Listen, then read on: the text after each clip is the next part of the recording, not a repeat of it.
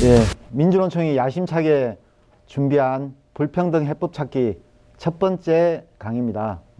저는 민주노총 정책실장 이정입니다. 반갑습니다. 제가 오늘 강의할 주제는 불평등 타파를 위한 민주노총의 대선 요구입니다. 귀한 시간 내주셔서 직접 참가도 해주시고 또 강의 동영상을 보시는 분들 모두 감사드립니다. 먼저 한국 사회 현실부터 말씀을 드리겠습니다. 우리나라 경제 지표를 보면 작년에 GDP가 1조 5,868억 달러라고 합니다. 이게 이제 세계 10번째의 경제 규모입니다. 전체적인 GDP 경제 규모나 또는 1인당 GDP를 보더라도 우리나라가 대체로 10위권의 경제 규모를 가지고 있다. 이렇게 말씀드릴 수 있습니다. 10위권이면 이제 세계 200여 나라 중에서 거의 상위 5%에 속하는 굉장히 잘 나가는 나라입니다. 그런데 우리나라의 사회 지표를 보면 이게 10위권 국가답게 사회 지표가 되고 있지 않습니다. 가장 대표적으로 보면 산업재해 사망률이 2019년에 2020명이 산업재해로 사망을 했습니다. 10만 명당 10,000명당 사망하는 인구가 1.08명입니다. 그리고 이게 1위입니다. 그 다음에 최장의 노동시간, 몇 년 전까지만 해도 우리가 1등이었다가 지금은 멕시코나 코스타리카, 칠레 이런 나라들이 조금 밀리지만 아무튼 거의 최장 노동시간을 가지고 있습니다. 연 1967시간입니다. 출산율은 뭐 언론들이 워낙 많이 얘기를 하고 있습니다. 점점 낮아지고 있고 지금 현재 여성의 합계 출산율이 0.84명입니다. 한 명도 난리가 났다 이렇게 얘기를 하는데 한 명도 안 낳는 이런 사회로 가고 있다는 겁니다. 이거는 전 세계적으로 198개국을 조사했을 때 완전히 꼴찌입니다. 그 다음에 노인 빈곤율은 43.4%다 이렇게 봅니다. OECD 평균이 노인 빈곤율이 15.7%인데 그 4배 정도에 이릅니다. 왜 그러냐? 대부분 다수의 사람들이 자영업이나 비정규직으로 살면서 노후를 준비할 수 있는 조건을 만들지 못했기 때문에 노인 빈곤율이 이렇게 높다 이렇게 말씀드릴 수 있습니다. 그럼 왜 이렇게 불평등이 사회적 지표가 낮고 불평등 체제가 지속적으로 심화되는가 라는 것을 말씀드리겠습니다. 불평등의 가장 핵심은 일자리가 불평등하다는 겁니다. 일자리 불평등의 핵심은 비정규직입니다. 우리나라가 IMF 외환위기 97년 IMF 외환위기 이후에 비정규직이 급속하게 늘었고 이 비정규직이 늘은 것으로 인해서 사회적 양극화가 심화되었다 이렇게 얘기합니다. 한국노동사회연구소에서 발표한 자료를 보면 올해 비정규직이 904만 명이다 이렇게 얘기합니다. 전체 노동자가 2천만 명 되니까 임금 노동자의 43%가 비정규직이라는 얘기입니다.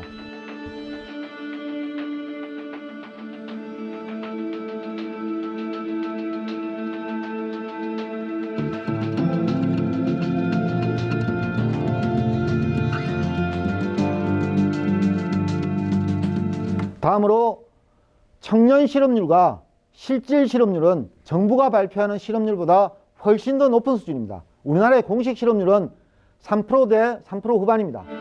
작년에 코로나 위기가 왔을 때도 4%를 조금 넘어선 수준이었습니다. 실업 통계에 잡히지 않는 만성적인 실업 인구가 300만 명 이상입니다. 일자리가 불평등하면 필연적으로 자산이 불평등하게 됩니다. 돈을 적게 버니까 저축할 돈도 없고 그리고 투자할 기회도 없는 상황이기 때문에 자산 불평등으로 이어지게 됩니다. 우리나라의 자산 불평등 정도를 보면 상위 20%의 작년 기준으로 보면 평균 보유자산이 12억이 조금 넘습니다. 그런데 하위 20%는 2,700만 원 정도입니다. 그래서 자산 격차가 44배 정도 난다고 합니다.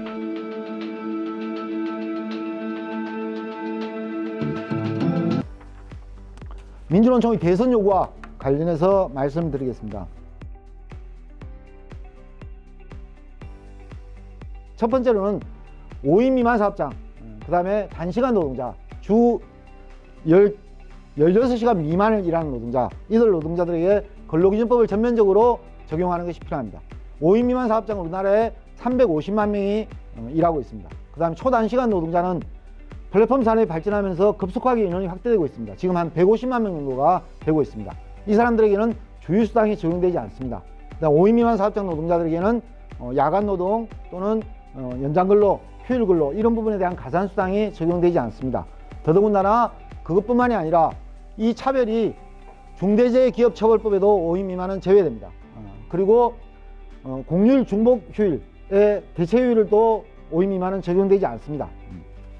그래서 차별이 확대되고 있는 이런 부분을 근로기준법상으로 원칙적으로 끊어내는 것이 필요하다 이런 겁니다.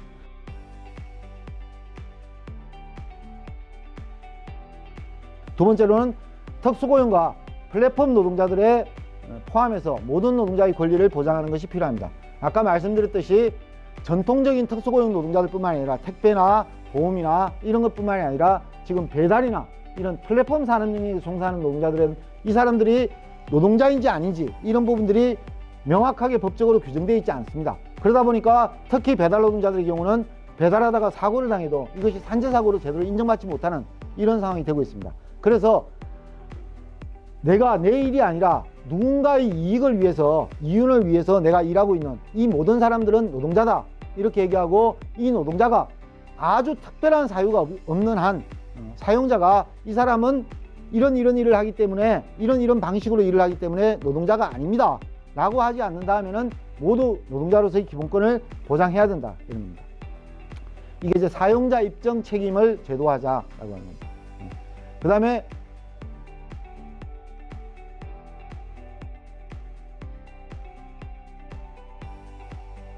비정규직에 대해서 보호하기 위해서 여러 가지 법안을 만들었습니다. 단시간 노동자에 대한 보호 법안, 그다음 파견 노동자에 대한 보호 법안 이런 것들을 만들었지만, 차별 시정제도 이런 것들을 만들었지만 비정규직이 없어지지 않고 차별이 없어지지 않습니다. 즉 비정규직 제도 자체가, 이 제도를 놔두고는 사용자들은 끊임없이 비정규직을 양산하고 비용을 줄이려고 하고, 그리고 여기에 노동자들이 고통받을 수밖에 없다는 겁니다. 그래서 원칙적으로 아주 특수한 경우 아니면 비정규직 사용을 하지 못하게 하는 것이 맞습니다. 그래서 사용사유, 어떤 사업장에서 출산휴가를 가거나 육아휴직을 하거나 또는 일시적으로 일감이 몰리거나 계절적으로 이런 경우에만 임시직을 사용하지, 나머지는 임시직을 사용하지 못한다. 상시직 업무에 대해서는 이런 것들을 명확하게 하는 것이 필요합니다.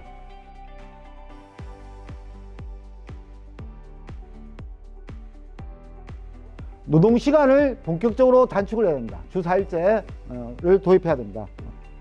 지금 코로나 위기 상황에서 가장 노동 강도가 높은 영역이 보건의료 영역입니다. 보건의료 영역에서 간호사 자격증을 가진 사람들의 50% 정도가 직장을 다니다가 일이 힘들어서 의료 현장에 있다가 일이 힘들어서 그만두는 상황입니다. 그래서 앞으로 의료 공공성을 강화하고 공공의료를 강화해야 된다고 한다면 이런 사람들이 실제로 다시 들어올 수 있도록 보건의료 일자리를 제대로 된 일자리를 만드는 것이 필요하다. 그래서 산업 특성상 지금 교대 근무가 불가피하고 이런 조건에서 건강에 상당히 위험 요인이 되는 이런 업종부터 먼저 주 4일제로 전환하는 것이 필요하다.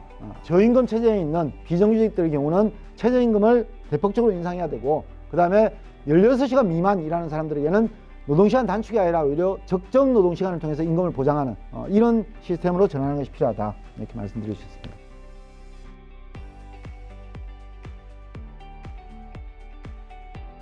일자리에 대한 국가 책임입니다. 그러면 어떤 일자리를 만들 거냐라고 할 때 첫 번째가 돌봄 일자리입니다. 지금 점점 우리 사회가 고령화되면서 아이 돌봄, 노인 돌봄, 장애인 돌봄 이런 영역들이 굉장히 중요해지고 있습니다. 이게 대부분 민간에 맡겨져 있습니다. 민간 어린이집, 민간 요양원 이렇게 맡겨져 있습니다. 그러니까 부모들은 아이를 맡길 때 안심할 수가 없습니다. 국공립 어린이집은 그나마 신뢰가 가지만 민간 어린이집은 우리가 가서 왕따 당하지 않을까, 또는 민간 어린이집에서 잘 아이를 케어해 줄까, 이런 고민들을 합니다. 요양원도 마찬가지입니다. 우리 부모님이 요양원에 가서 짐짝 취급 당하지 않고 인간다운 노후를 보낼 수 있을 건가 라고 하는 부분에서 누구나 부담스럽고 걱정을 합니다. 그렇지만 집에서 모실 수 없으니까 요양원에 보낼 수밖에 없습니다. 그러니까 돌봄 일자리는 이미 일하고 있습니다. 일하고 있는데 이걸 민간에 맡겨놔가지고 이윤 중심으로 돌아가고 있는 것을 공공성 중심으로 전환하고, 또는 그 과정에서 이제 일자리를 늘려야 되겠죠. 지금까지는 요양병원에 보면 1박 2일씩 돌아가면서 뭐 일하는 이런 정도인데, 이런 조건을 뭐 4조 3교대나 이렇게 해서 인원을 늘려서 하는 것들이 필요하기 때문에 그런 영역에서 돌봄 일자리 영역에서 2, 30만 일자리는 늘어날 거라고 봐요. 그러니까 기존에 있는 110만 일자리를 좋은 일자리로 만들고, 그래서 이런 영역들, 돌봄 영역을 국가가 책임지는 것이 필요합니다.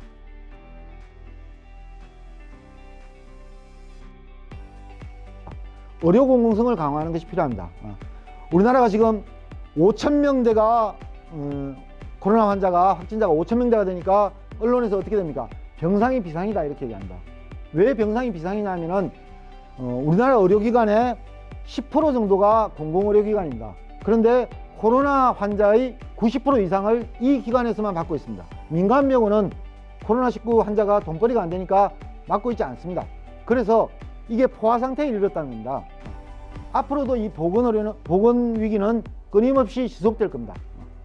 그러기 위해서는 보건의료 영역에서 보건위기뿐만이 아니라 국민의 건강과 생명을 지키기 위해서는 보건의료 영역이 공공성을 강화해 나가야 됩니다. 그래서 공공기관, 공공병원을 30%, 40%로 확대해 나가는 것이 필요합니다.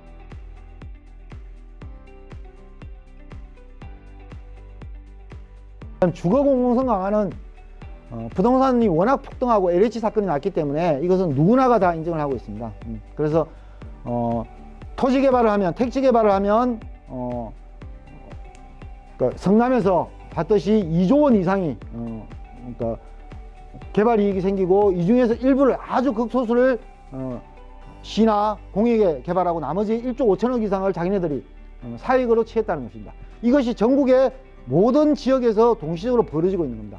이처럼 개발을 해서 공영개발이라는 미명하에 개발을 했지만 실제로 이익은 건설사들이 가져가고 소수의 투자자들이 가져가는 이 시스템을 극복해야 한다.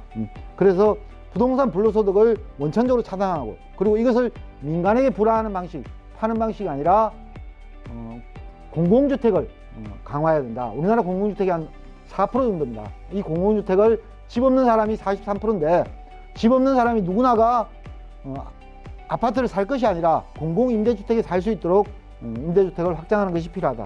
예, 이상으로 제 얘기를 마치겠습니다. 수고하셨습니다.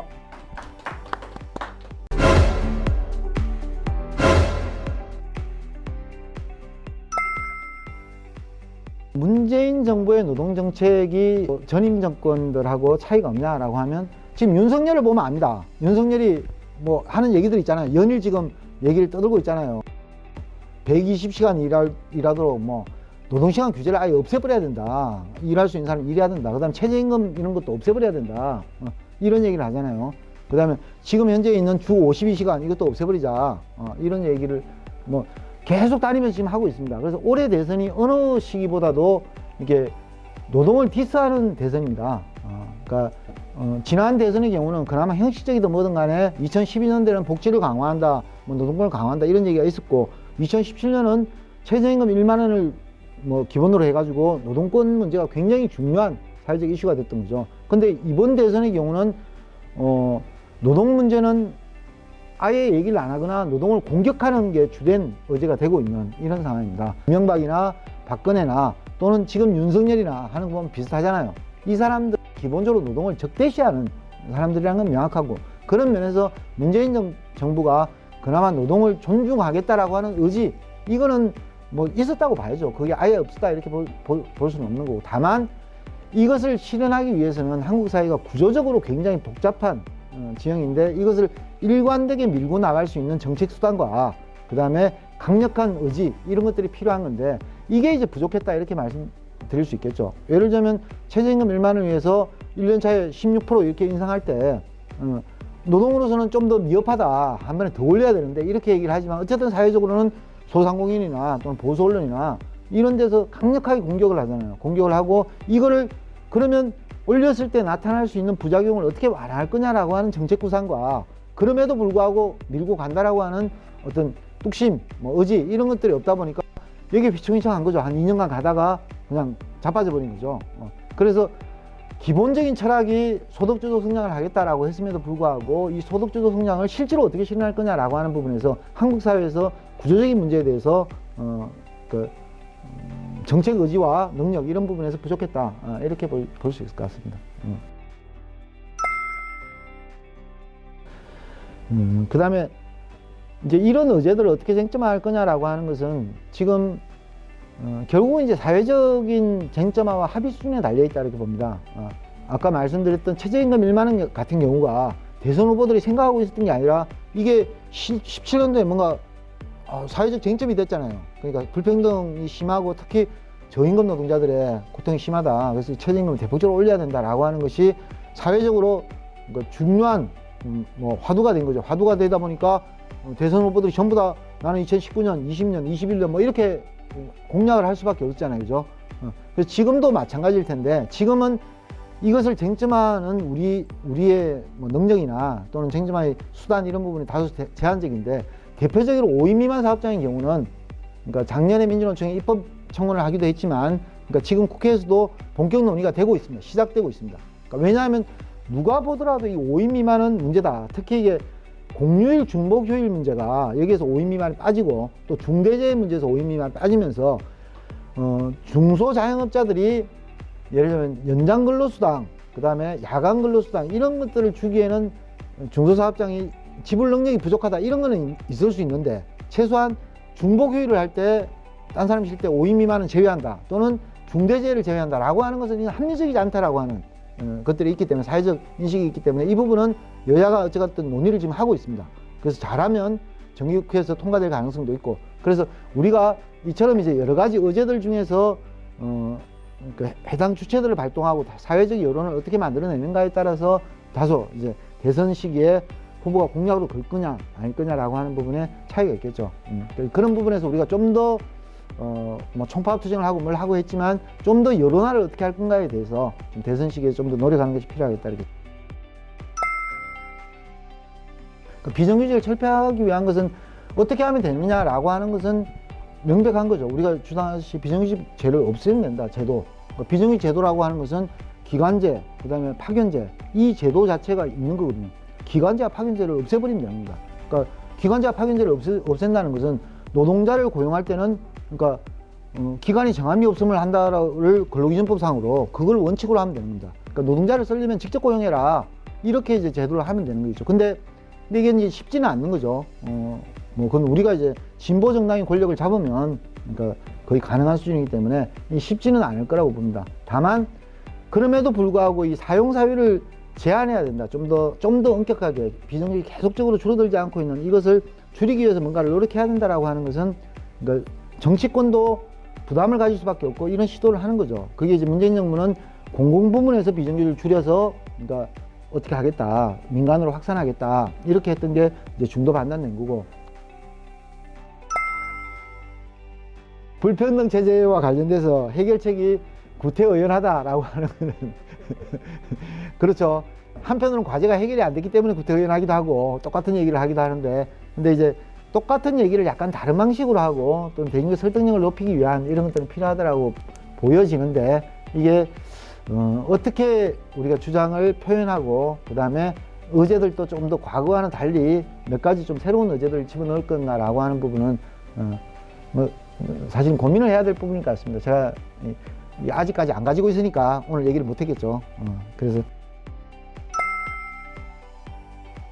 자산 불평등을 극복하기 위해서 어떻게 해야 되는가라고 하는 부분은 지금 뭐 대선 주자를 또 여러 가지 해법을 내놓고 있죠.